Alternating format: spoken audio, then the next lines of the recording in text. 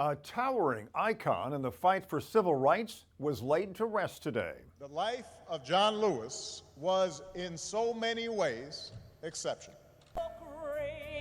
At Ebenezer Baptist Church, where Lewis was married by Martin Luther King Sr. in 1968, hundreds gathering to remember the man many called the conscience of the U.S. Congress.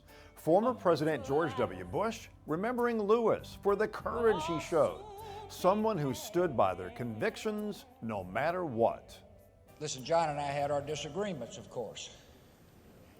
But in the America John Lewis fought for, and the America I believe in, differences of opinion are inevitable elements and evidence of democracy in action. Lewis was the youngest and final speaker at Dr. Martin Luther King Jr.'s March on Washington in 1963. Lewis was a key part and witness to some of the greatest battles of the civil rights movement. He helped to form the Student Nonviolent Coordinating Committee, was an original freedom rider in 1961. During the Bloody Sunday March, Lewis badly beaten and left for dead, marching across the Edmund Pettus Bridge in Alabama. From there, he took his fighting spirit to Congress as a representative from Georgia. Former President Bill Clinton remembering Lewis as a friend.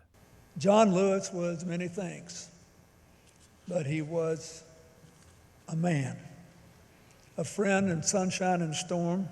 After becoming the first black president in U.S. history, Barack Obama telling Lewis during his 2008 inauguration he stood on Lewis's shoulders. In some ways, the former president saying, all Americans stand on those same shoulders.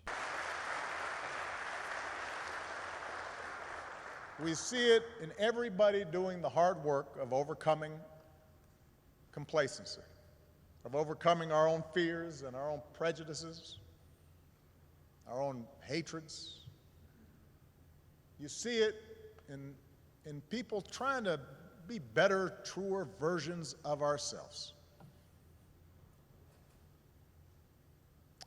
And that's what John Lewis teaches us. After the funeral, Lewis was buried at Southview Cemetery in Atlanta. He was 80 years old.